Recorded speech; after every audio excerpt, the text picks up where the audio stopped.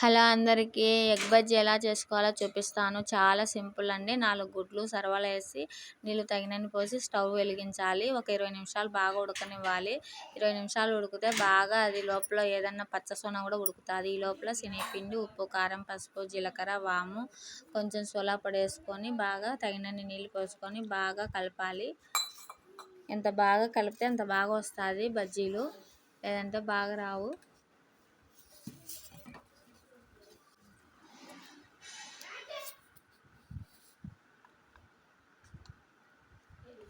ఇదిగోండి ఇలా రావాలి. ఈ మీడియంలో రావాలి పిండి. మీడియంలో వస్తే బజ్జీలు బాగా వస్తాయి. ఈ లోపల గుడ్లు ఉడకబెట్టినవి పక్కన పొట్టు తీసి ముక్కలు చేసి పెట్టుకున్నాను. 5 బజ్జీలకు పచ్చిమిర్చి పెట్టుకున్నాను పక్కకి. మా అమ్మ కోడిగుడ్డు బజ్జీలు తినదు, అందుకు మా అమ్మకు సపరేట్గా చేస్తున్నాను. ఈ మాదిరిగా వచ్చింది కదా పిండి. స్టవ్ వెలిగించి కడాయిలో నూనె పోసి బాగా వేడైన తర్వాత ఫస్ట్ పచ్చిమిర్చి బజ్జీలు వేస్తున్నాను. ఎంత బాగా కలుపుకుంటే అంత బాగా వస్తుంది. పిండి కలపడంలోనే ఉంటుంది బజ్జీలు టేస్ట్ రావాలన్నా. చూడండి ఎంత బాగున్నాయో. రంగు కూడా ఎంత బాగా మంచి రంగు వచ్చింది. నేను పసుపు కూడా వేయలేదు. పిల్లని ఇలా తిప్పేసుకున్నాక కొంచెం బాగా వేగిన తర్వాత పక్కకు పెట్టేసుకున్నాము. బంగారు రంగు వస్తే బాగా ఉంటాయండి బజ్జీలు. బంగారు రంగు వచ్చే వరకు చాలు. మరీ ఎక్కువ కాలినాని నల్లగా ఉంటాయి. గంట చిన్నగా అయింది, జారిపోతున్నాయి.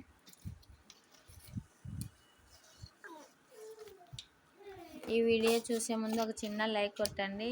ఒక చిన్న లైక్ కొడితే చాలా మందికి ఈ వీడియో పోతుంది. మీకు ఈ వీడియో నచ్చితే చిన్న లైక్ కొట్టండి.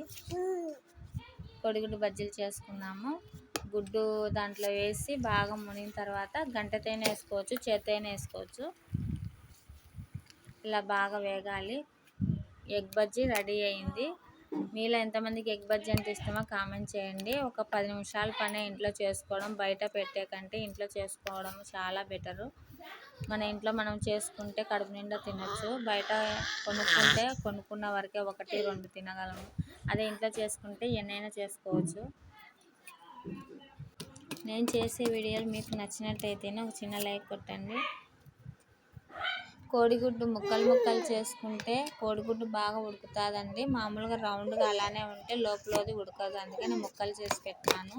మీకు ఇలా చేసుకోవడం ఇష్టమైతేనే ఒకసారి చేసుకొని చూడండి, ట్రై చేయండి. Okay bye.